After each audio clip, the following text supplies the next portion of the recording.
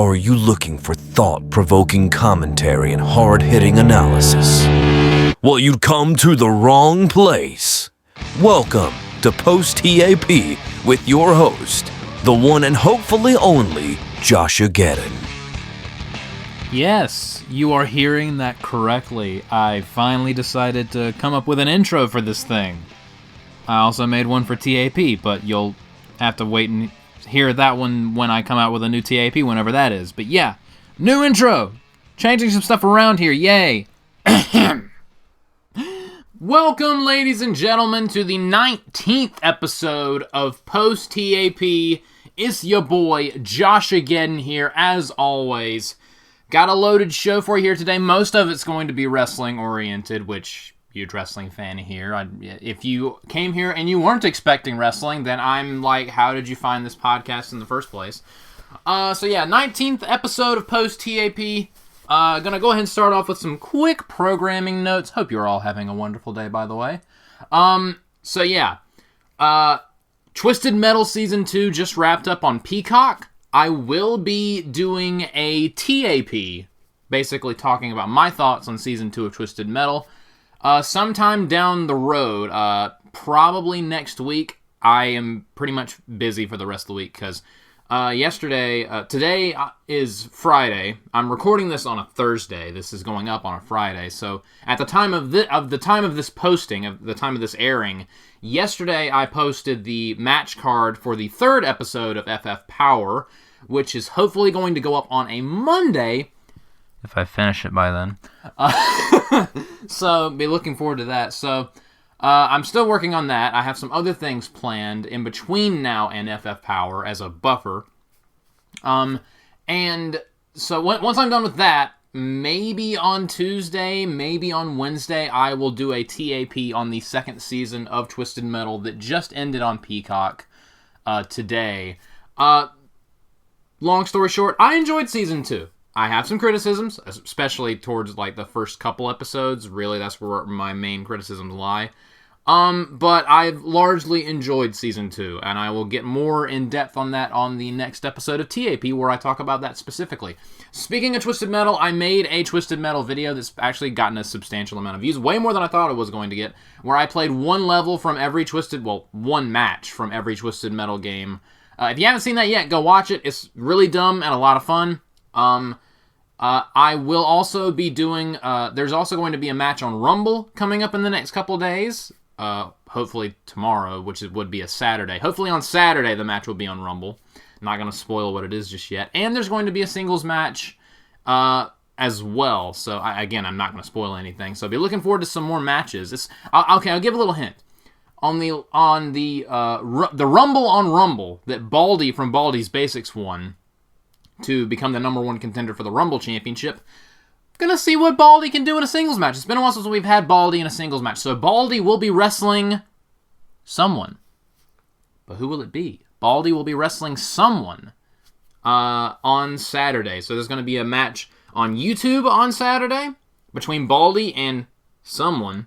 And a match on Rumble on Saturday as well. So be looking forward to all of that, ladies and gentlemen. So, just a quick recap. Be looking forward to FF Power Episode 3. Be looking forward to my Twisted Metal Season 2 podcast. And some matches on YouTube as well as Rumble. So, also, real quick, I wanted to talk about this, but it took me forever to have some free time so I could do this podcast. I wanted to get more in depth with Fantastic Four First Steps, because I did see Fantastic Four First Steps a month ago.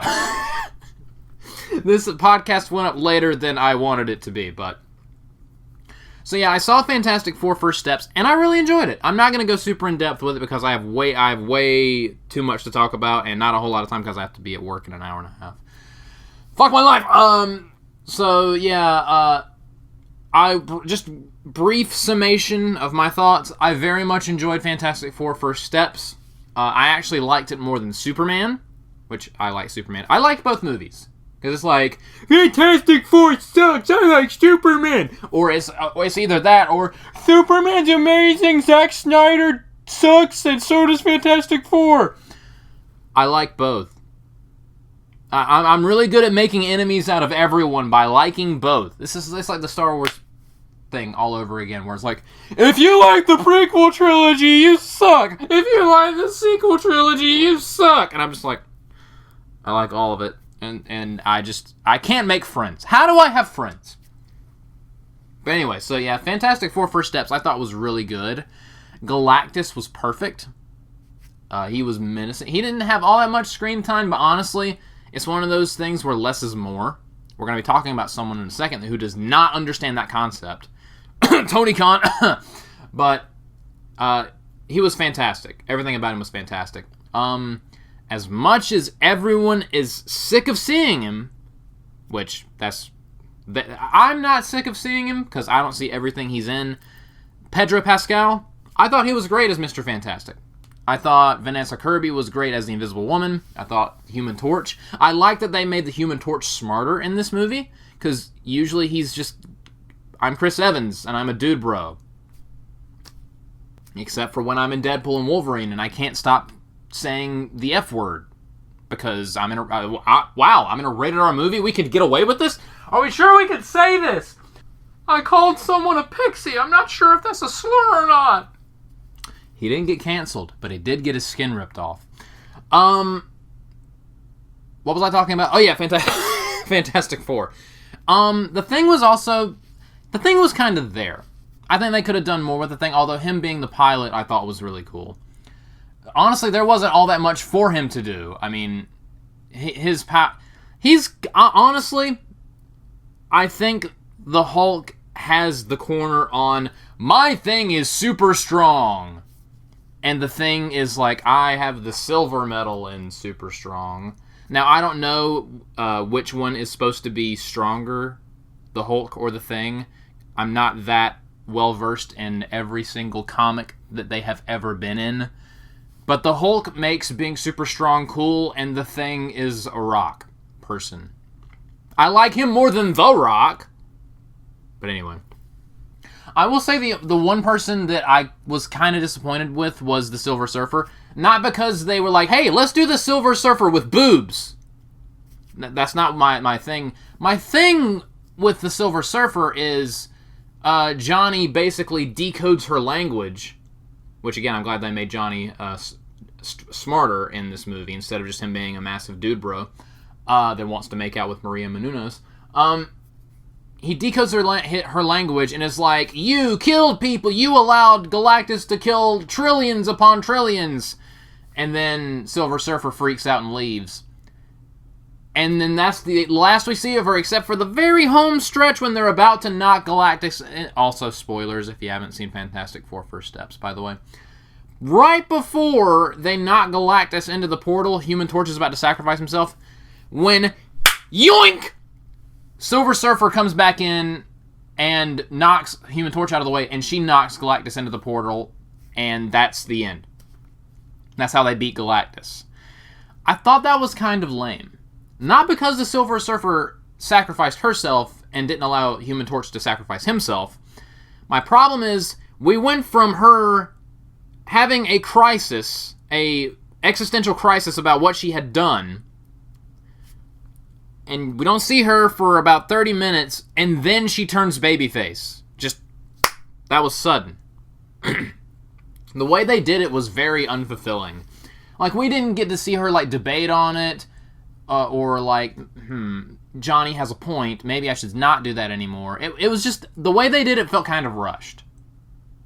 But that's honestly my biggest complaint with the movie. I really liked the aesthetic of the movie. It felt like a old 80s movie, except with modern technology, which... And I like that their excuse for doing that was they're in an alternate multiverse version of Earth. And that's one thing that kind of helped this movie, is it wasn't really connected to... It's in the MCU, but it wasn't really connected to the MCU. So it kind of felt like its own thing. So yeah, I very much enjoyed Fantastic Four First Steps. And the post-credit scene was cool, where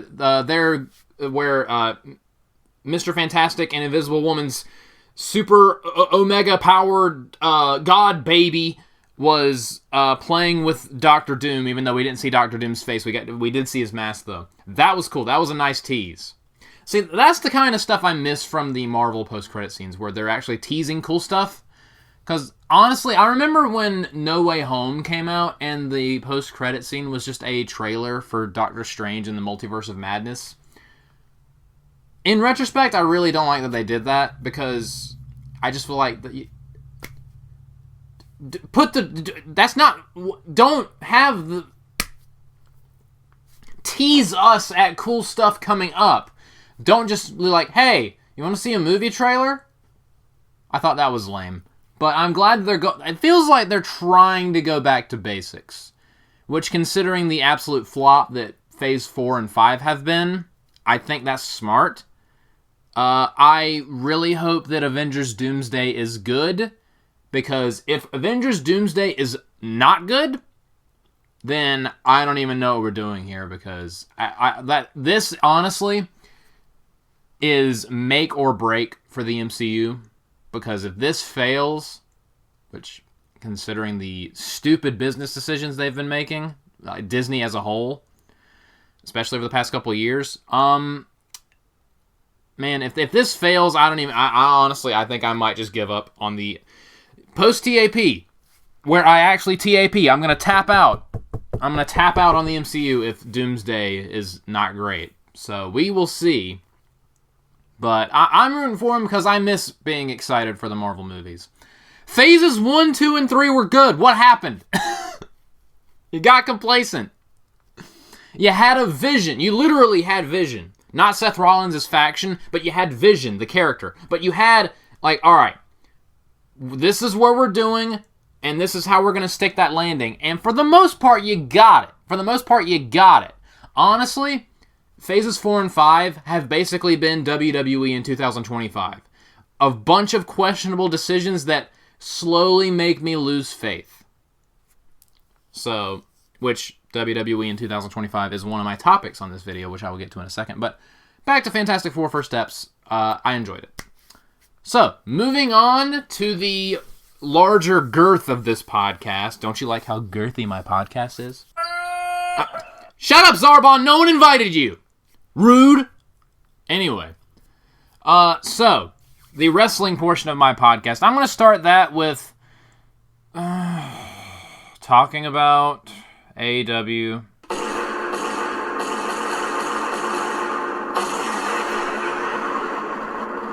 Yeah, they forbidden a door.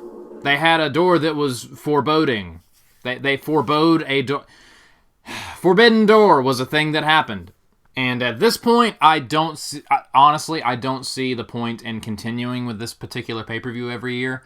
There was barely anyone from other companies even on it. It was like 75 to 80% just AEW people. There was a couple people from New Japan. There was like 2 people from CMLL. Just scrap the concept. I miss when AEW just did 4 pay-per-views a year. Like, that was something that set them apart. But now they're like, let's just copy what WWE does. But yeah, I watched Forbidden Door. Well, I didn't watch all of Forbidden Door because it was 150 bajillion matches. And I'm good. I didn't watch everything. I just watched what I thought I would be interested in. And I'm not going to spend all that much time on it because it makes my head hurt. But I will go through and give brief thoughts on every match that I did watch. I did not watch the pre-show. Pre-show should not be allowed to vote. They're not people. I started off with Adam Copeland and Christian Cage versus Killswitch and Kip Sabian in a tag team match. Despite the fact that Tony Khan the other week realized, oh shit, I have a pay-per-view, and rushed the Adam Copeland and Christian Cage reunion, which, okay, that right there, the whole reason that Adam Copeland is in this dumpster fire of a company to begin with was for a reunion with Christian Cage. The whole reason one of the biggest wrestlers of this century is in your shitty little promotion. The whole reason he's there is because he wants to reunite, have a storyline and reunite with Christian Cage one last time. So what do? you rush it out the door because you want to have them on a pay-per-view. Not even All Out, which is going to be, I believe it's going to be in Canada. But I think it's going to be in Toronto. But no, we have to. I don't understand. I thought at All In, where Adam Copeland returned, and he was like, "Go find yourself." That was lame. It was kind of similar to the whole Silver Surfer thing I was bitching about a second ago, where Human Torch was basically like, "Go find yourself." And she decided to go find herself off screen, turn babyface, and betray Galactus. Well, Christian Cage saved Adam Copeland from getting his ass whooped a couple Dynamites ago, just out of the blue, and they hugged and made up, and now they're back together. I love it when we have character development off screen. That's my favorite kind of character development. So, and I believe Nick Wayne was supposed to be in this match, but I believe he's injured. Which, honestly, I'm not complaining, because when I look at him, I'm like, oh, wow, the standards for wrestling have gone down. He looks like me. Bro, I ain't a wrestler. I don't watch wrestling to watch people that look like me wrestle. I don't give a shit about representation, because I have a brain. So, we got a replacement with Kip Sabian and Killswitch, formerly known as Luchasaurus. This tag team match was fine. It was a basic tag team match. Copeland and Christian looked good together. It was good seeing them, even though I believe this is the first time since, 2005 that they've tagged together, which, just rushing that and putting that on Forbidden Door is very stupid, but it's very Tony Khan. What you gonna do? I have an idea. Don't watch, or at least watch it the way I do. Yarg, Pirate's Life for me. Yo-ho, yo-ho. But one thing that was annoying about this match, both teams were doing but can they coexist? Oh my god, I'm so over this trope. Because both companies abuse it all the time. At least you can kind of get it with Adam Copeland and Christian Cage. They have a long storied history, and Christian has been one of the better heels in AEW. So at least with that, I get it. But with Killswitch and Kip Sabian, Killswitch, used Kip Sabian as, a weapon a couple times, and Kip Sabian was like, why would you do that? And I'm just like, dude, you hurt your opponents. Isn't that what you're here for? And at some point, Kip Sabian got busted open somehow. It was hard way, so I don't think it was intentional, so... But there was an issue with blading on this show, which I will get to. But yeah, this match was fine, and I liked the finish of the pop-up into the spear. That was pretty cool. So, yeah, this was a decent tag team match. I wish that we had more tag team matches like this on AEW instead of what we got later, which is a text message for me. Turning my phone to silent every time. I wish we had more just straight up tag team matches like this in AEW. Instead of what we got later in the show, which was once again a 3-way tag team match for the AEW World Tag Team titles. Why do they do regular tag team matches everywhere but for the tag team titles? This company's so stupid.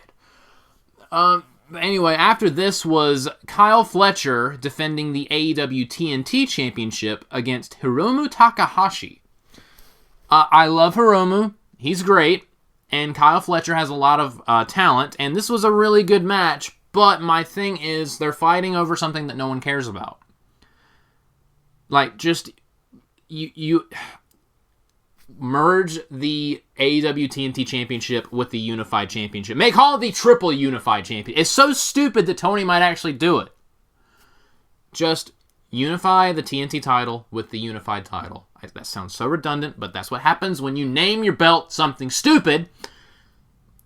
Just get rid of this belt. There's no need for a TNT Championship. There's no need. It has not been prestigious since Cody Rhodes was there.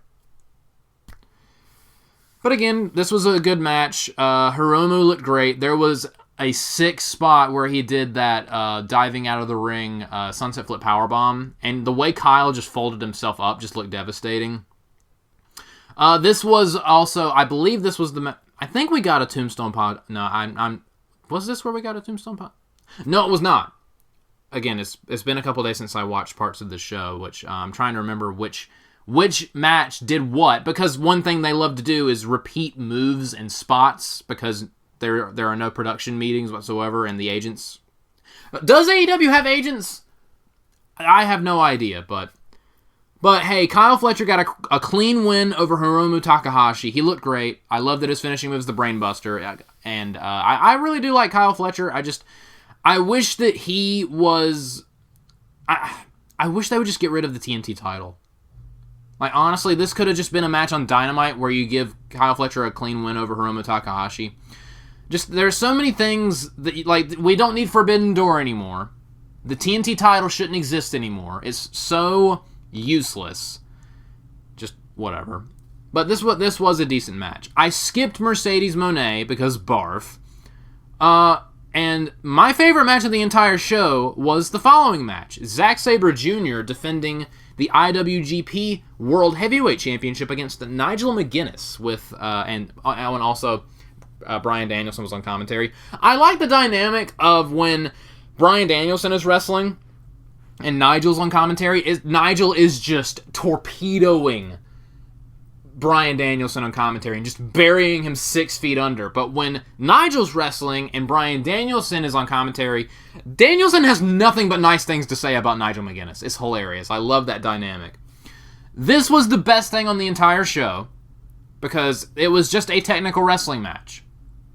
Like, it was honestly like watching a chess game. And I loved this was where Bryan Danielson was the best on commentary because he said, I loved that how he was basically painting this match as Nigel McGuinness approaches wrestling as if it's a chess match.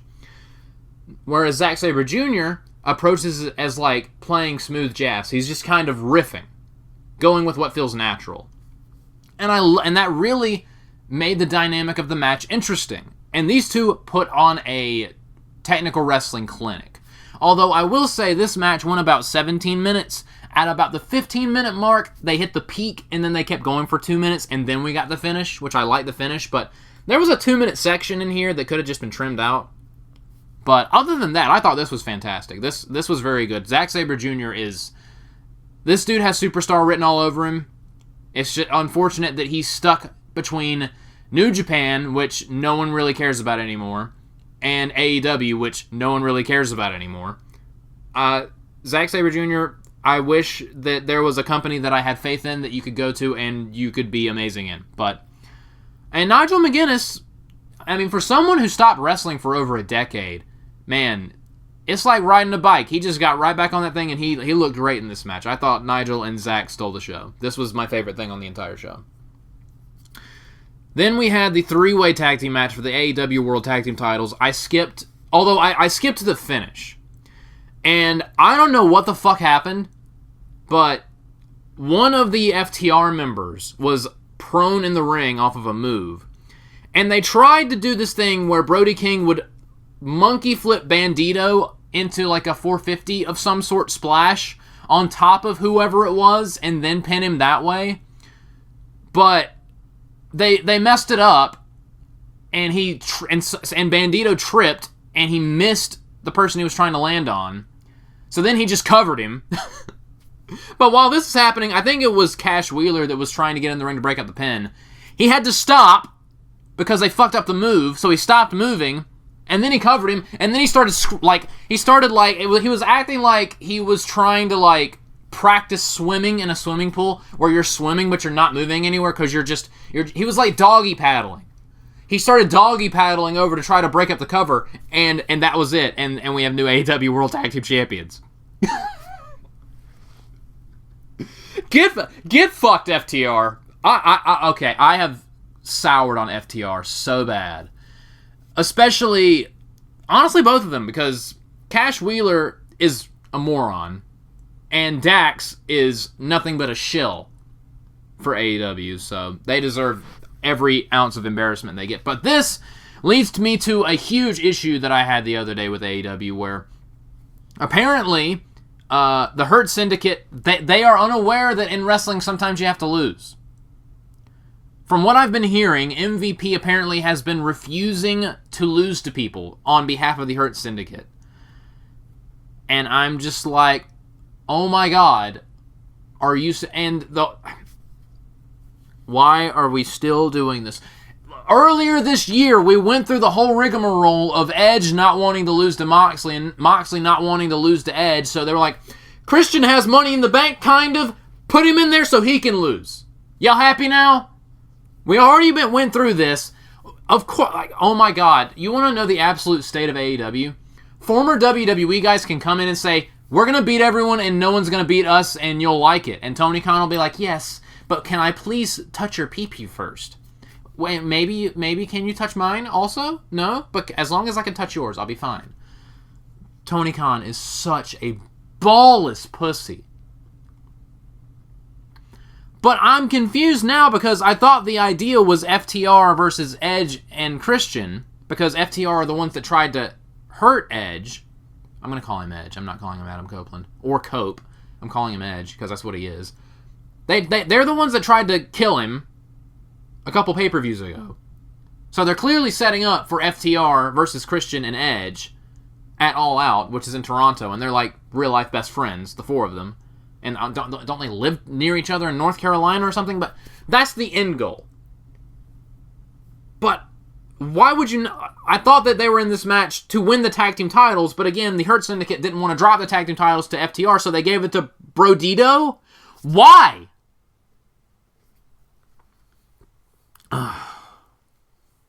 See what I mean by this company makes my head hurt? So I'm glad I skipped this. This is... What a mess. What a mess. AEW just continues to be a giant disaster. Like, the only reason why people in AEW just... Or like, I have creative control, I'm not losing to such and such, is because they know they can get away with it with Tony Khan, because Tony Khan is... There's nothing in life Tony Khan is more afraid of than telling someone no and or arguing with someone. Like, literally CM Punk got mad at him once and wagged his finger at him like an angry old man telling a kid to get off his lawn, and then Tony Khan went on television and said, I have never before been more threatened in my life. With piss running down his leg. Embarrassing. It is embarrassing. This is why no one watches AEW. This is why no one takes it seriously. This is why I wish it would just die already, because this is embarrassing. You would, as much as I have criticisms of WWE that I will get to later, you would never, stuff like this would just not happen in WWE. Like, if you're in WWE and you try to go to Triple H and you're like, yeah, I'm not losing to anybody, good luck having a job afterwards. It'll be like Karrion Kross cutting a shoot promo but forgetting to clear it with the office first, and then, surprise, we're letting your contract expire after you lose to Sami Zayn a bunch of times. Have fun, good job! Also, Karrion Kross is a moron. Went to that indie show and basically was like, I'm gonna say the word fuck a lot. I don't understand how he got over. This is one of those instances where I kind of understand why Vince was hesitant to push people, because they were over with the fans. Fans of wrestling, stop proving Vince McMahon right.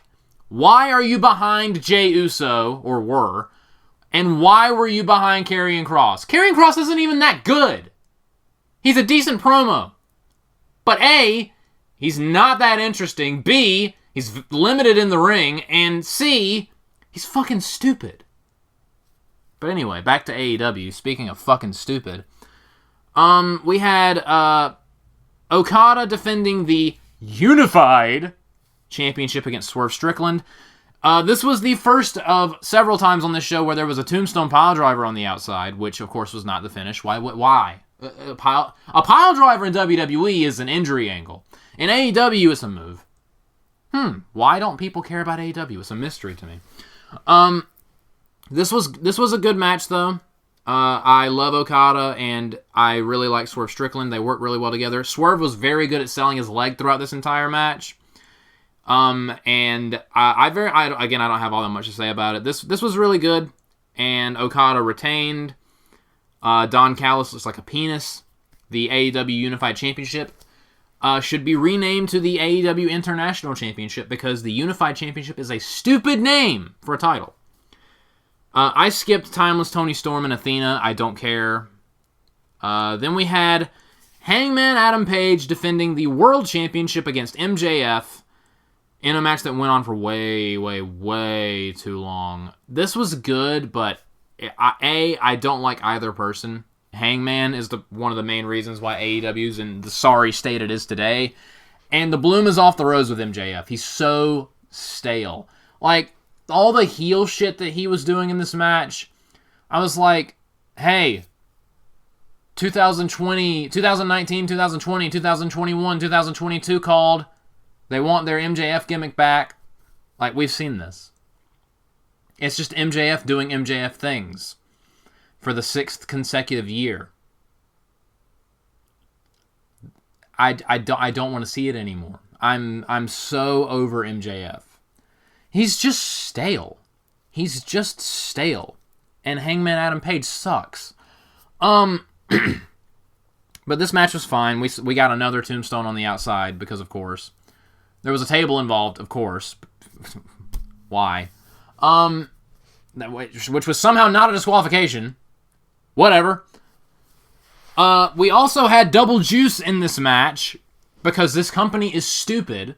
Your main event is a lights-out steel cage match that involves Jon Moxley. Why are you letting other people gig before that? There's going to be buckets of blood in the main event. What? My head hurts. But again, this was good. It went on for this match went on for 31 minutes. It should have gone 20. I get it's for the world title. The quasi-main event, if you will. The co-main event. But again, other than repeated spots annoying me and them double juicing when we know Jon Moxley is in a no disqualification match in the main event, that annoyed me. My voice is going. So yeah, this was good. This was fine. It's just hard for me to get invested when I don't really care for either person. I did like that at the end, basically MJF was trying literally every dirty trick in the book and none of it was working. If MJF wasn't so stale and boring now, this would have been better, but it was fun. Like him getting more and more desperate as the match went on, as just nothing was working, and then Hangman won. Although, they apparently rescinded MJF. Like, this was supposed to be his totally not Money in the Bank adjacent cash-in match, but they rescinded that because he threatened to light Mark Briscoe on fire? Okay. And apparently after the show, during this, because basically, for those of you that don't know, this casino battle royal whatever gauntlet contract thing is literally Money in the Bank. They're literally copying the stipulation. Until now, because Tony Khan has rescinded it and said, all right, I've heard feedback. You now have to turn it in a week in advance. So if you turn in your contract, you will challenge for the title a week later. Would it be so difficult for the winner of the Casino Gauntlet to just be named number one contender for the next pay-per-view?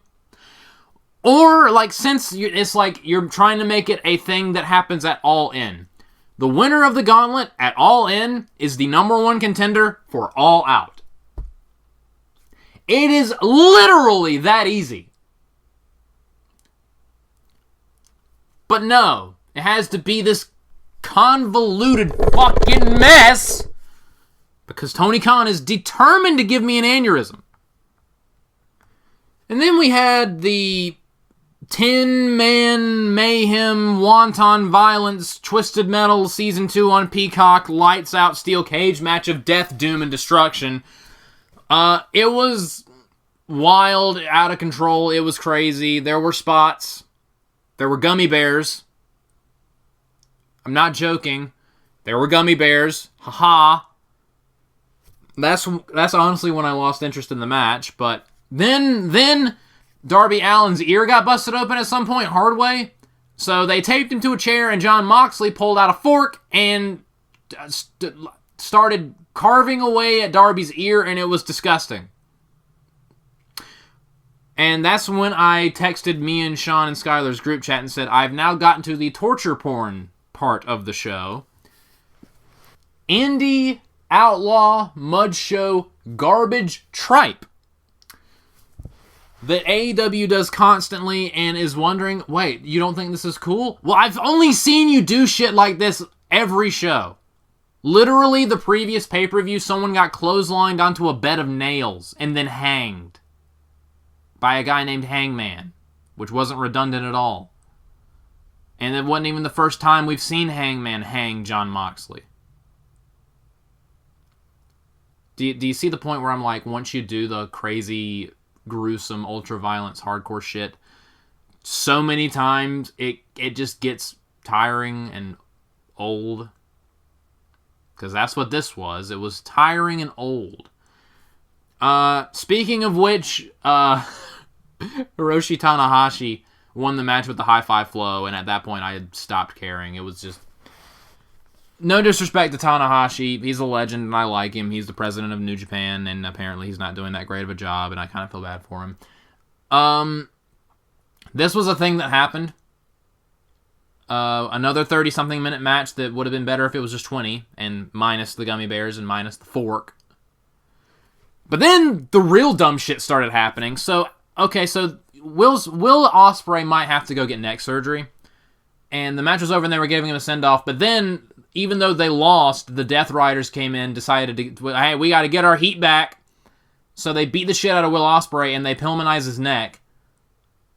But the thing is, all the babyfaces are struggling to get in the cage. They cannot get in the cage, even though there's no lid.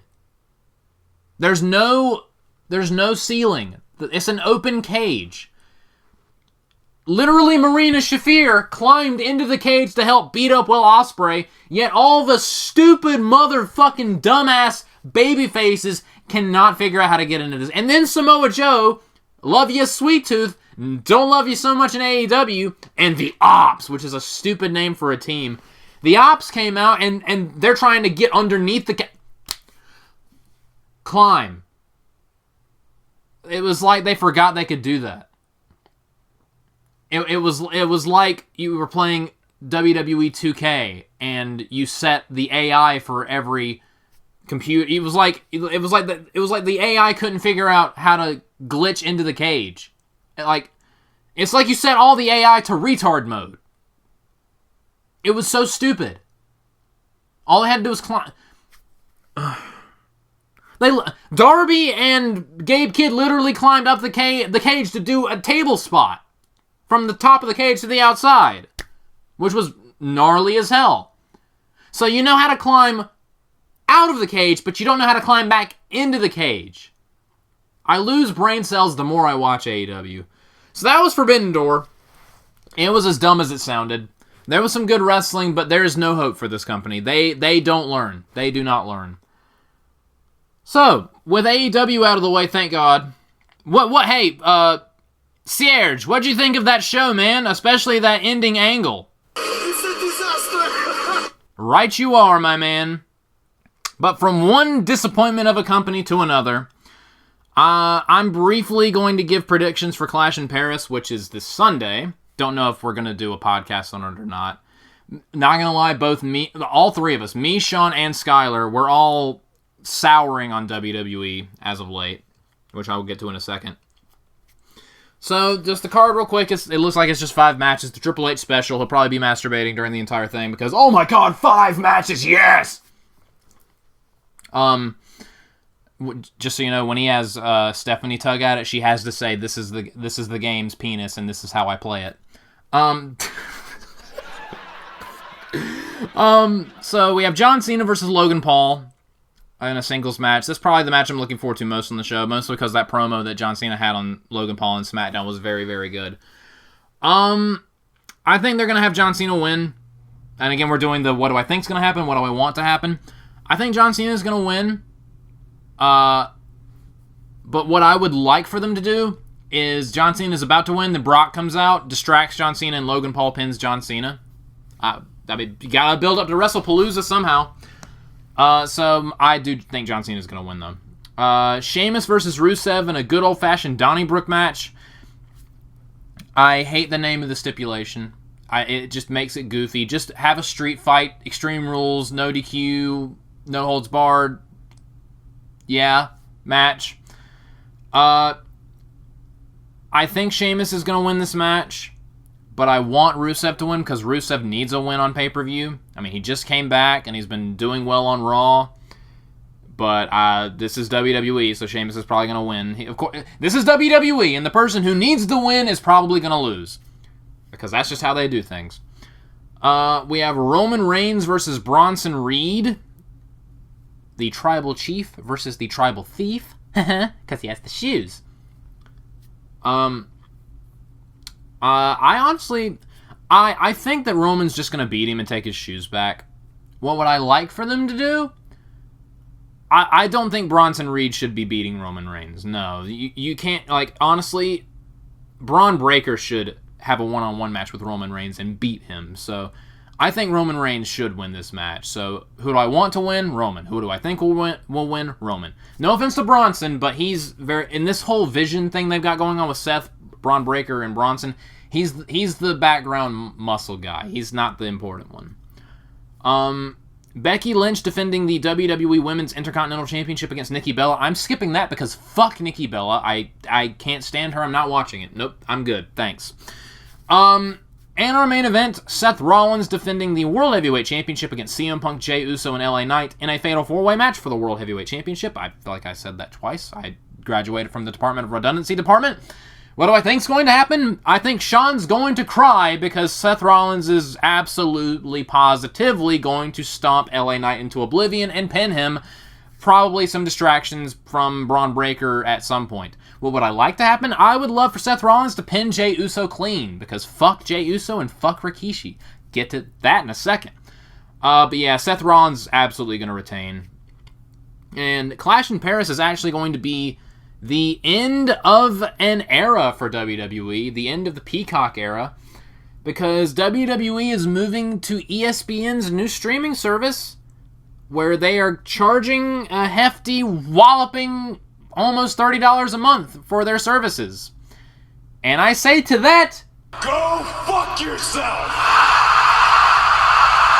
I am not paying $30 a month for that shit. I'm sorry.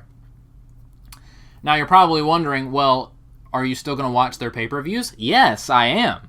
Well, how are you going to do so? Yarg, matey.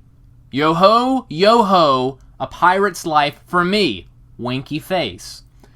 Yeah. Now, this is where I'm getting into the, hey, WWE is rapidly declining in quality, and their nefarious business practices are infuriating. WWE has gotten so greedy that even Mr. Krabs is like, bro, you need to relax. Like, I love money. I made a whole Krusty Krab 2 because money. But I think y'all need to relax. When Mr. Krabs is saying you need to relax, you done goofed up. You done goofed up. So, honestly, okay, I miss the WWE Network. I'm even going to miss having WWE on Peacock, even though Peacock sucks ass. It's a terrible streaming service with a stupid name. I call it Piss Dick for a reason. But since WWE is the only thing that's going to be staying on Peacock WWE related is Saturday night's main event, which I don't care. I'll just yo-ho Pirates Life for me for that shit as well. But and since Twisted Metal season 2 has ended, I'm going to be canceling my Peacock subscription. I've already canceled my Xbox Live subscription because I never use it. I wanted to record some videos with me and my friends from Pizza Hut, my coworkers, playing games online and having some fun, but we never got around to doing that, and I just don't think it'll ever happen, so I don't see the reason of me keeping that, so I got rid of it. I deactivated my Crunchyroll account because I never use it.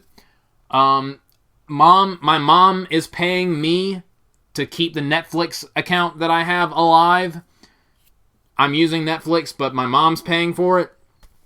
It's mine, but she's giving me money for it because I don't want to pay for it anymore, but she still wants it, so she's giving me money, so it's a whole thing. And I'm about to get rid of Peacock after Clash in Paris because I don't watch any of their shitty shows. Literally, the only show on there that I would like to watch would be New Girl, and I'm going to watch that with Andy, but I can just get that on DVD. Physical media is better. So, And when Twisted Metal comes out on DVD, or if someone puts it onto a bootleg DVD, I will snatch that shit up quickly on eBay. So I see no need for having Peacock. Especially since it sucks so hard. So yeah. And as far as Sean and Skylar are concerned, honestly, I don't know what the future of our podcast as far as reviewing pay-per-views is concerned. Sean has said that he might just stick to just doing the big four. So there might be less pay-per-view reviews. I'm whenever I watch one, if I feel so inclined, I'm not planning on doing Clash in Paris because honestly, it just does not seem like it's going to be that. It could be good, but I just don't think it's going to be. If it's a newsworthy show, I guess I'll review it. But like, I'm planning on doing a podcast for WrestlePalooza. So WWE's B shows, you might get some podcasts where it's just me, maybe Skylar. But for the big four, like WrestleMania, the Rumble, SummerSlam, Survivor Series, you're probably going to get all three of us to review in our massive gargantuan 3-hour-long reviews. But WWE has... man, 2025 has... I think WWE in 2025 can be best described as slamming on the brakes when you really were hitting your groove. Like, seriously. Like, the plane ride was smooth. It was great from 2024, and we have just hit some massive turbulence. Like, when is this turbulence going to stop? Because I don't even get motion sickness, but I'm developing motion sickness.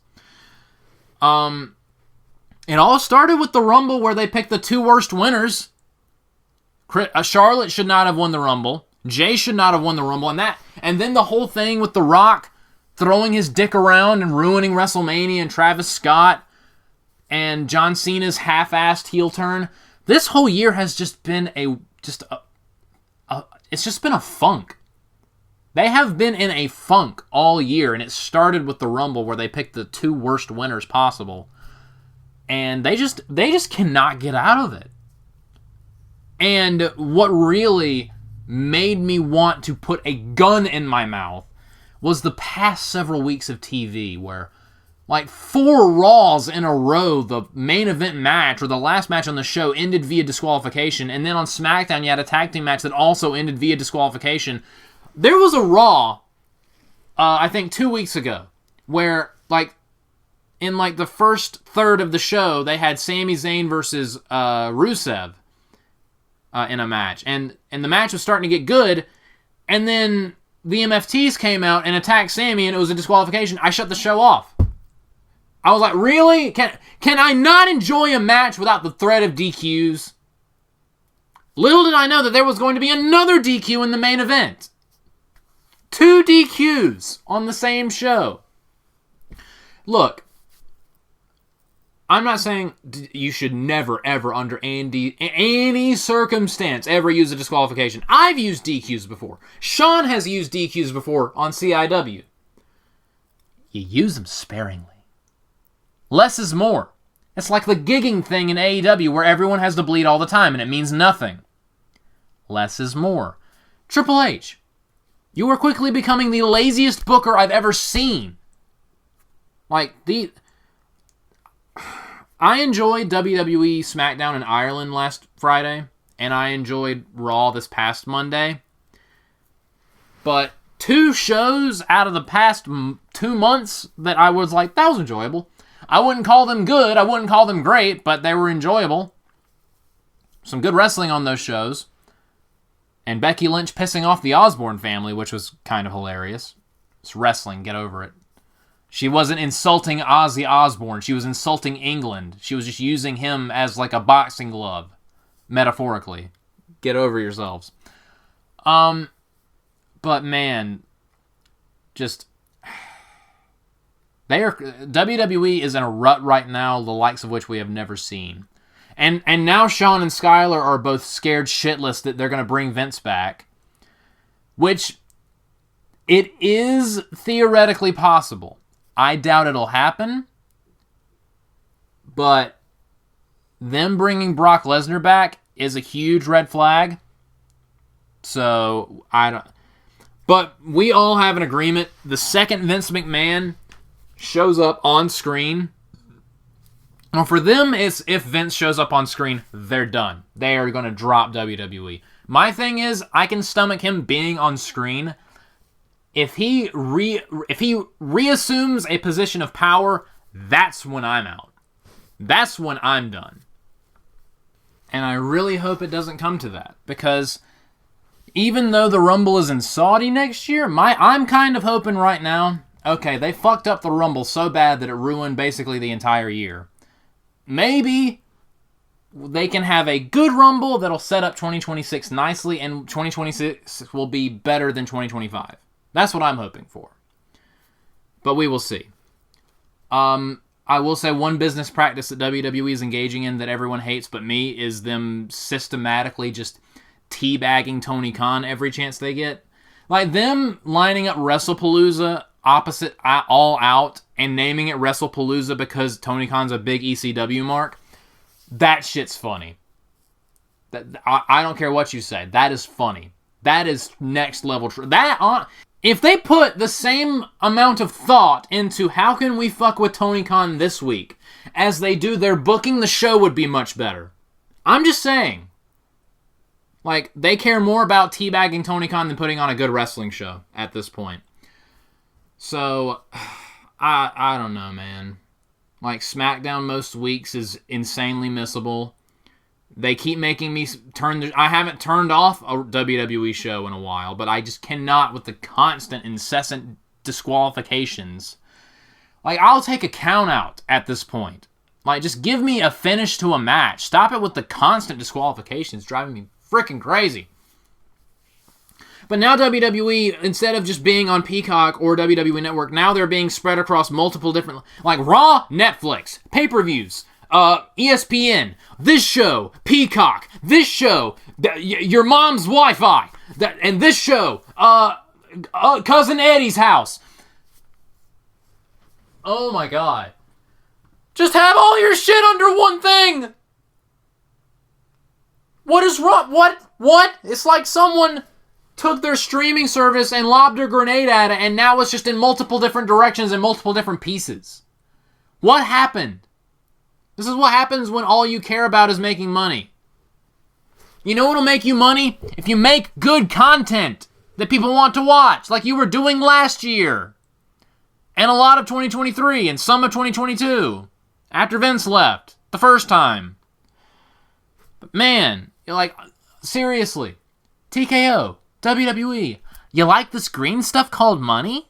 Well, if you make good shows that people want to fucking watch, you'll make a lot of it. And they're still charging like ludicrous ticket prices. They're literally pricing people out of being able to attend their shows, which at some point I want shit to hit the fan. And I want people, they're struggling to fill up seats for like Clash in Paris. I want that to continue. Like, although every time that happens, it makes me worried that Mark Shapiro or Ari Emanuel is gonna get nervous in their little jimmies and they're gonna grab their phone like, "Hey Rock, we need you for a surprise appearance to boost ticket sales real quick." They're not selling like this. I don't know why. It's a mystery to everyone. It's a mystery to us and no one else as to why we're not moving tickets. But come on, Rock, we need you. We need the final boss. Because that totally didn't fuck up the whole year in March with the Elimination Chamber. As great as it was at the time, that was such short-term pleasure, long-term damage, if I've ever seen it. That whole thing with The Rock.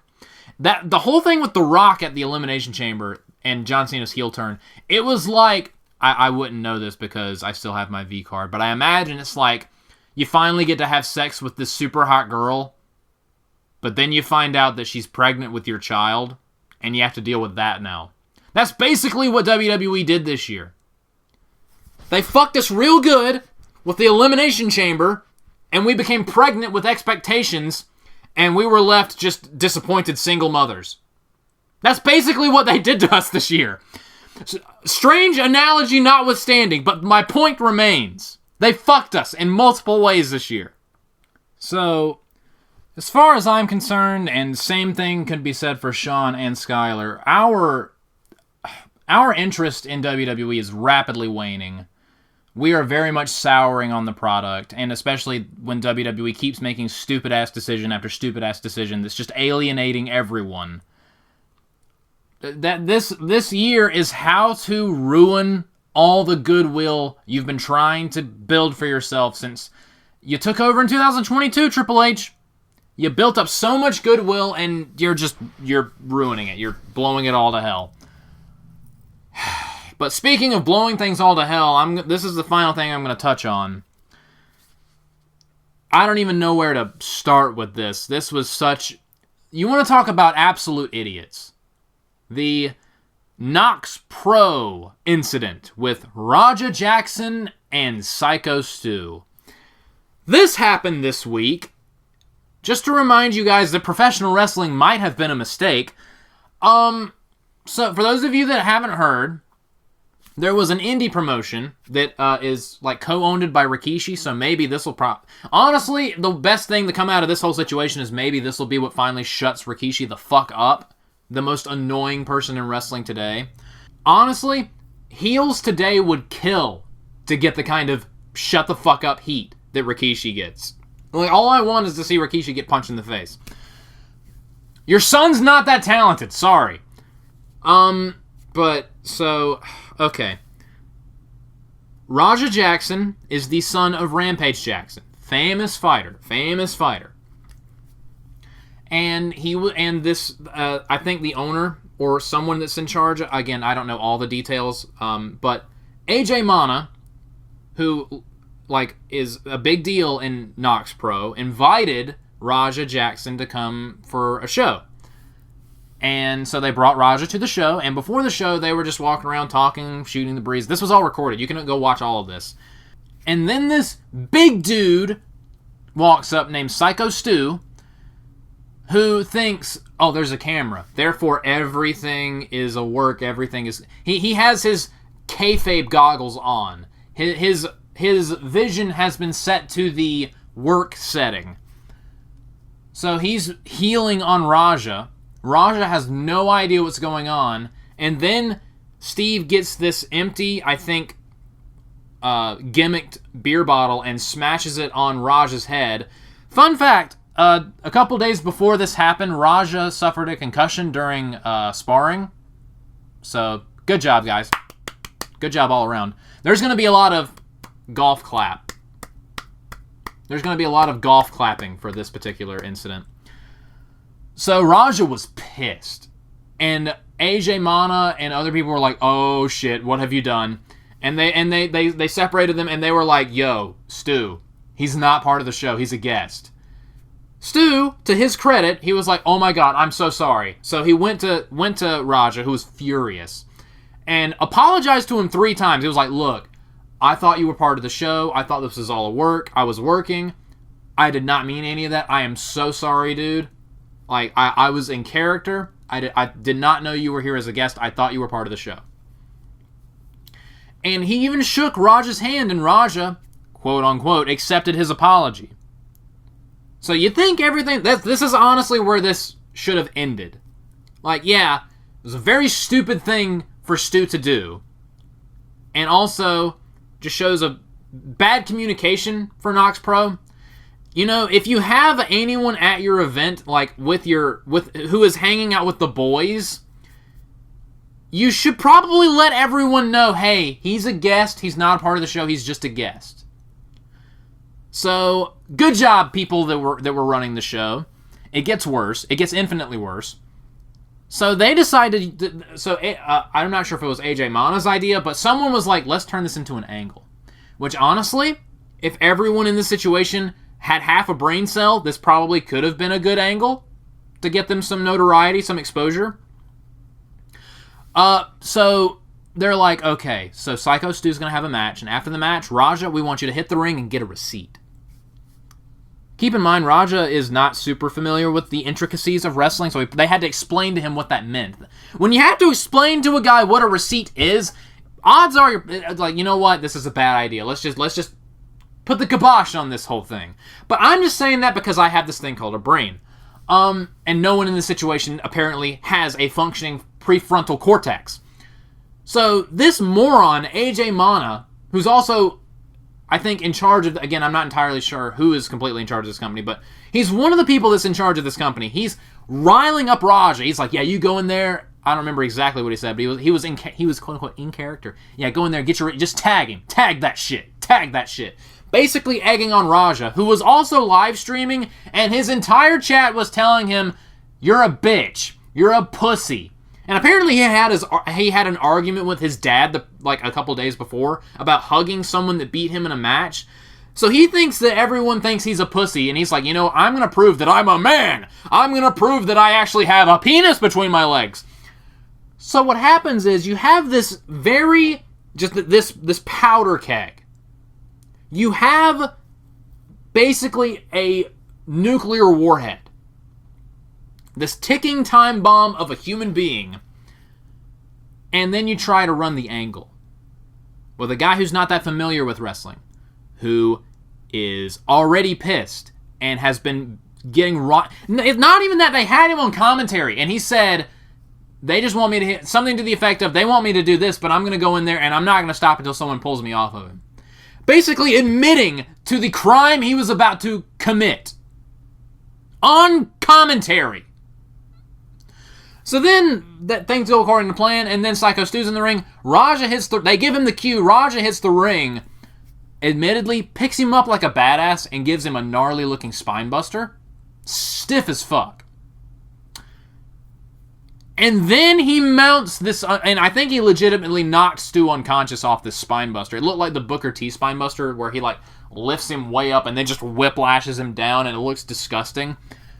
He did that to him, and I think it knocked him out, and then he climbs on top of Stu and punches him as hard as he possibly can in the face 22 times. Literally tried to murder this man. And there is video of this. It is disturbing and disgusting, and watch at your own risk. Meanwhile, the dumbass referee is doing the, no, don't do that, no, don't do that, because he still thinks it's kayfabe, even though blood's flying everywhere. And then when there's a moment where the referee is like, oh shit, this is not a work, this is real. And I swear to God, the room probably started smelling like piss because that referee looked like he pissed himself. So then someone else comes in the ring and is trying to break this up, but he can't get Raja off because Raja is, an MMA fighter, like his dad, and is really strong, and is pissed. And have you ever tried to break up a fight between someone and a very angry, really strong MMA fighter? Yeah, good luck with that. Tell me how that goes. And meanwhile, Stu is fucking dying, literally gargling on his own blood and his teeth.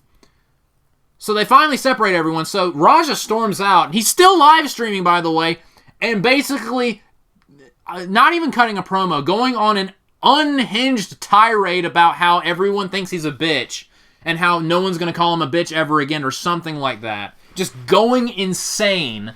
Meanwhile, his father's also live streaming, and he like Rampage Jackson sees what happens on his own live stream, and you can see his expression change. He's like, oh shit. So this is where's the soundbite? It's a disaster! It is an absolute unmitigated disaster. Like literally a crime. Oh my god. Literally everyone involved in this situation is a fucking mindless moron. Just everyone involved with this situation is an idiot. The people who did not let everyone know, hey, we have a guest here. He's not a part of the show. Be on your best behavior. Everyone who didn't do that, moron. Stu was a moron for getting shit started and healing on Raja. But in Stu's defense, no one said anything to him about it. And if you basically live in kayfabe like a wrestler does, you kind of need someone to say, hey, this is not part of the show. So you'll be like, oh, okay, so he's just a guest. Okay, cool. And literally, all that is all that was needed for this to be avoided. Hey, he's not a part of the show. And Stu going, oh, he's not? Okay, cool. I'll be cool. I'll be cool. That is literally all that was needed. This whole situation could have been this whole thing could have been avoided. But no, everyone's a giant fucking moron. Raja should absolutely 100% go to jail for the rest of his life because he literally tried to kill a person. And it's been a couple days since the incident, and apparently AJ Mana not only got fired from Knox Pro, but he had a different job, and he got fired from that as well because people that worked at his other job were like, dude, you look like an accessory to a crime. No, you're fired. Good! AJ Mana should be fired from everything that he has... Everything he has going for himself, like, he honestly should be taken away from him just because of pure stupidity. You're egging on an MMA fighter who doesn't really get wrestling, and you're surprised by what he does? You absolute buffoon. You dipshit. Oh my god. And the cherry on the cake, just the topping on the sundae, this company was, keyword was, one of the indie promotions that had the WWE ID thing applied to it. They were under the WWE ID program. WWE saw this shit and was like, no, absolutely not. And they revoked their ID membership rating status. They basically stripped them of their WWE ID status. Good! It's the one good decision WWE has made this year. But and then you had dumbass wrestlers like Mark Henry and Rob Van Dam trying to jump to Raja's defense, defending the indefensible. So Rob Van Dam's a moron. Mark Henry's a moron. Just everyone involved in this story is a colossal idiot. Fortunately, though, also, by the way, Psycho Stu is a veteran that suffers from PTSD. Just another layer to add to the shit Sunday. This whole situation sucks. Like, yeah, it was dumb of Psycho Stu to do that, to smash the beer bottle on the dude, the beer can on the dude's head. It was very stupid of him to do that. But he didn't deserve this. He did not deserve to get punched in the face, the head, by a trained fighter 22 times at maximum power. These were not worked punches. These were real. Literally almost died. He did not deserve that. And Raja absolutely should go to jail. But they're in California. So honestly, and yes, I'm going to put a political spin on it as well. Since Raja is black and Stu is white, I will be shocked if Raja even gets a guilty verdict. Or if there's even a trial. It's because it's California. And, well, you see, the reason for violence is white men. I honestly, if Stu goes to jail for no reason, I won't be surprised because California is a god-awful hellhole that I wish would just fall into the sea at this point. So Raja should absolutely go to prison for the rest of his life. That there's no excusing what he did. Like, if Stu smashed the beer can, I keep wanting to say beer bottle, smashed the beer can on his head, and Raja backed up and then just punched him one time as hard as he could and knocked him out, that would be understandable. Because if I was invited to a show and then someone did that to me, I would be pissed too. And I would retaliate. But after the dude has apologized to you multiple times, and you accept his apology, only then to go out and on commentary, say aloud what you're planning to do, and then you go and do that, no, you've lost the moral high ground. It is no longer about revenge. It's just you being a criminal. It is just you being a criminal. Although in the eyes of California, no person of color could ever commit a crime ever. So I'm concerned about that. I would be shocked if Raja does any significant jail time because California sucks. Black people doing something wrong? That's not a thing that happens. No black person's ever done anything wrong. It's only white people. Come on. We're California. We don't live on Earth. But yeah, so the good thing though, the one good thing to come out of all of this, it seems like Psycho Stu is going to be okay. He's in the hospital. There's a GoFundMe for him. Chris Jericho, I believe, has donated. Mr. Beast has donated. So that's good. He's been communicating. He's been talking. He's been conscious. So all best well wishes to Stu. Although from now on, if there's a guest at a wrestling show that you're at or wherever you're working, just confirm that they're part of the show first before you start healing on them, before you start trying to shoot angles with them. Confirm that they are also a worker. Okay? Let's avoid situations like this from now on. And honestly, just again, everyone involved in the situation is an idiot. Raja should go to jail. AJ Mana should never work in wrestling again. And Rikishi sucks. So, with all of that, ladies and gentlemen, thank you guys for listening to the 19th episode of Post TAP. What are your thoughts on the whole Raja Jackson Psycho Stu incident? What are your thoughts on that? What are your predictions for Clash in Paris? How stupid do you think AEW is? What are your thoughts on Fantastic Four and the MCU? And what are your thoughts on Twisted Metal Season 2? And just let me know. What do you think about everything I've discussed? What do you think about the upcoming stuff I'm doing later on this week? Just comment down below and let me know. Thank you guys so much for watching. Like, comment, subscribe, and all that fun stuff. And I'll see you guys next time. Good night, everybody.